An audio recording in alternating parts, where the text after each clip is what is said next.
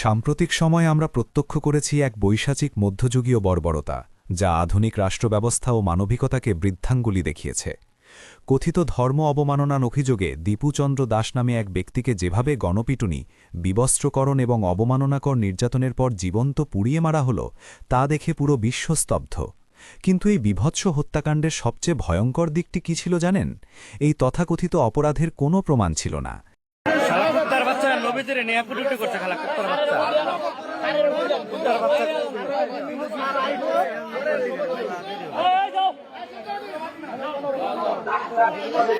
দীপুচন্দ্র দাস আসলেও ধর্ম অবমাননা করেছিলেন কিনা তা কোনো আদালত বা নির্ভরযোগ্য বিচারিক প্রক্রিয়ায় প্রমাণিত হয়নি। স্রেফ একটি অভিযোগ বা সন্দেহের ওপর ভিত্তি করে উন্মত্ত জনতা বিচারক এবং জল্লাদ সেজে এক চূড়ান্ত অবিচারের রাজত্ব কায়েম করেছে। বিনা বিচারে, বিনা প্রমাণে এবং আত্মপক্ষ সমর্থনের সুযোগ না দিয়ে একজন মানুষকে এভাবে ছাই করে দেওয়া কেবল একটি অপরাধ নয়, এটি সত্য ও ন্যায়ের ওপর এক চরম চপেটাঘাত। চলুন আগে আমরা দেখি রাসূলকে গালি দেওয়া বা অবমাননা করার আসল শাস্তি বা এই সমস্যার সমাধান কি।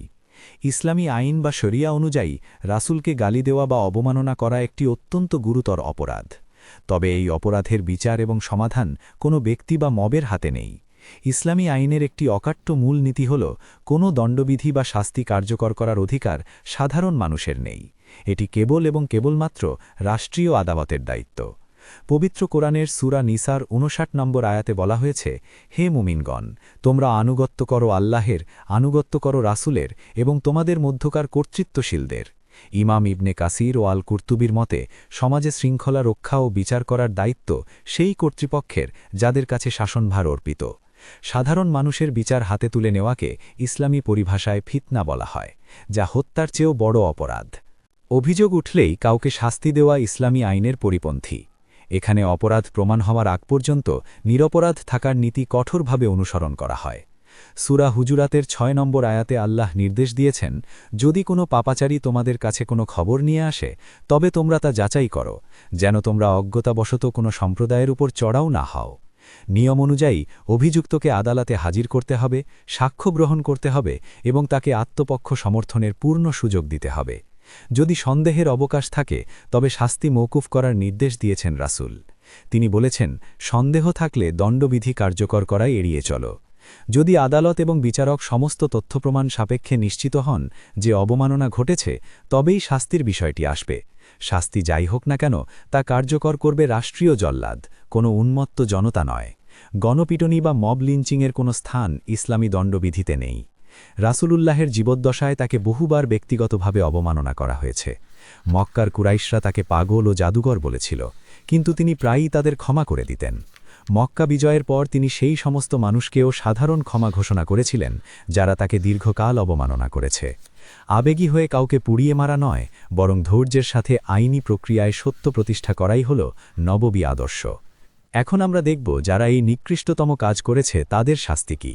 ইসলামে অপরাধের বিচার করার বিধান থাকলেও কোনো অপরাধীকে নির্যাতন করা বা আগুনে পুড়িয়ে মারা কঠোরভাবে নিষিদ্ধ। ইসলামী বিশ্বাস অনুযায়ী একমাত্র আল্লাহ ব্যতীত অন্য কারও আগুন দিয়ে শাস্তি দেওয়ার অধিকার নেই। সাহিহ বুখারীর হাদিসে রাসূলুল্লাহ বলেছেন, আগুন দিয়ে শাস্তি দেওয়ার অধিকার কেবল আগুনের রবেরই আছে। সুনানে আবু দাউদের হাদিসে আরও স্পষ্টভাবে বলা হয়েছে যে নবী করিম সাহাবীদের একটি দলকে কোনো অপরাধীকে আগুনে পুড়িয়ে মারতে নিষেধ করেছিলেন এই কারণে যে এটি কেবল সৃষ্টিকর্তার জন্য নির্ধারিত বিশেষ শাস্তি। যারা দীপু দাসকে পুড়িয়েছে তারা মূলত আল্লাহর বিশেষ ক্ষমতার অংশীদার হওয়ার ধৃষ্টতা দেখিয়েছে। মব লিঞ্চিংয়ের সময় দীপু দাসকে যেভাবে বিবস্ত্র করা হয়েছে এবং পৈশাচিক নির্যাতন করা হয়েছে তাকে ইসলামী পরিভাষায় মুসলা বলা হয়। সহিহ মুসলিমের হাদিসে রাসূলুল্লাহ মুজাহিদদের যুদ্ধক্ষেত্রে পাঠানোর সময় বারবার নির্দেশ দিতেন যেন তারা আমানতের খেয়ানত না করে, সীমালঙ্ঘন না করে এবং মৃতদেহ বিকৃত না করে। এই নিষেধাজ্ঞা কেবল যুদ্ধের ময়দানে নয়, বরং সাধারণ অপরাধীর ক্ষেত্রেও প্রযোজ্য। কোনো মানুষকে বিবস্ত্র করে অপমান করা বা তার অঙ্গপ্রত্যঙ্গ বিকৃত করা কঠোরভাবে নিষিদ্ধ। কোনো মানুষকে দৈহিক যন্ত্রণা দেওয়া বা নির্যাতন করার পরিণাম অত্যন্ত ভয়াবহ। সহিহ মুসলিমের হাদিসে রাসূলুল্লাহ বলেছেন, নিশ্চয়ই আল্লাহ তাদের শাস্তি দেবেন যারা দুনিয়াতে মানুষকে কষ্ট বা নির্যাতন দেয়। দীপু দাসের ওপর যে ধরনের টর্চার চালানো হয়েছে তা ইসলামের দয়ার শিক্ষার সম্পূর্ণ পরিপন্থী। সবচেয়ে জঘন্য ব্যাপার ছিল আল্লাহর নাম নিয়ে এই হত্যাকাণ্ড ঘটানো।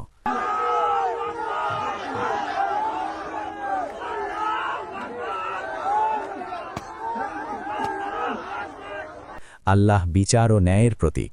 তার নাম ব্যবহার করে তারই আইন অমান্য করা নিছক মূর্খতা নয়, বরং এটি দ্বীনের বিকৃতি। এটি মূলত ইসলামের সুন্দর ভাবমূর্তি নষ্ট করার এক সুদূরপ্রসারী ষড়যন্ত্রের শামিল। যারা সেখানে দাঁড়িয়ে কেবল মজা দেখেছে বা ভিডিও করেছে, তারাও অপরাধী। ইমাম মালিকের ফতোয়া অনুযায়ী যদি একদল মানুষ মিলে একজনকে অন্যায়ভাবে হত্যা করে, তবে কিয়ামতের ময়দানে তারা প্রত্যেকেই পূর্ণ হত্যার দায়ে অভিযুক্ত হবে। হাদিসে বলা হয়েছে, যদি আসমান ও জমিনের সকল অধিবাসী মিলে একজন নিরপরাধ মানুষের রক্তপাতে অংশ নেয়, তবে আল্লাহ তাদের সবাইকে জাহান্নামে নিক্ষেপ করবেন। অনেকে মনে করেন এই উন্মত্ত জনতা খুব ধর্মপ্রাণ ছিল, তাই এমন করেছে। কিন্তু মনোবিজ্ঞান এবং ইসলামী আদর্শ বলছে ঠিক উল্টো কথা। তাকুয়া শব্দের অর্থ হল আল্লাহর ভয়ে নিজেকে নিয়ন্ত্রণ করা। একজন মুত্তাকি মানুষ কোনো কাজ করার আগে ভাবেন, আল্লাহ এতে সন্তুষ্ট হবেন কিনা। কিন্তু দীপু দাসের ঘটনায় দেখা গেছে আবেগের অসংযম।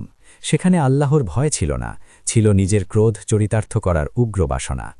মনোবিজ্ঞানের ভাষায় যখন একটি মব কাউকে আক্রমণ করে, তখন তারা শিকারকে আর মানুষ মনে করে না, তারা তাকে কেবল একটি বস্তু বা শত্রু হিসেবে দেখে। এই মানসিক বিকৃতির কারণেই তারা একজন জীবন্ত মানুষকে পুড়তে দেখে উল্লাস করতে পারে।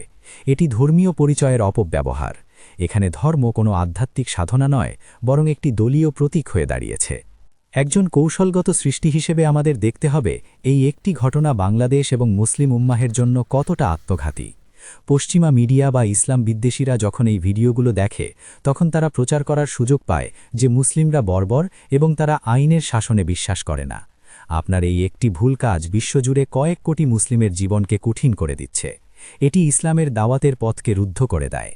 আজ অভিযোগ উঠেছে দীপু দাসের বিরুদ্ধে, কাল হয়তো আপনার বা আমার কোনো ব্যক্তিগত শত্রুর বিরুদ্ধে কেউ একই অভিযোগ তুলে মব লেলিয়ে দেবে।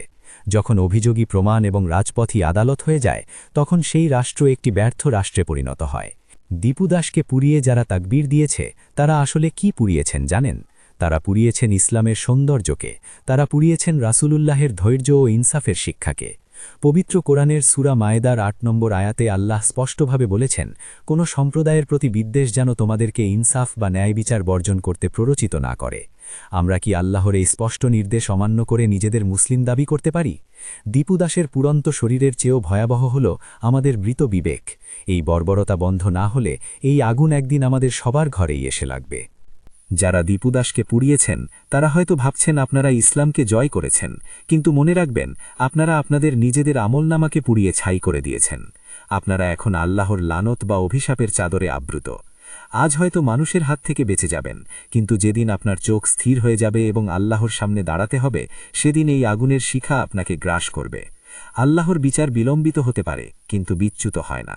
তওবা করার সময় হয়তো আপনাদের ফুরিয়ে আসছে।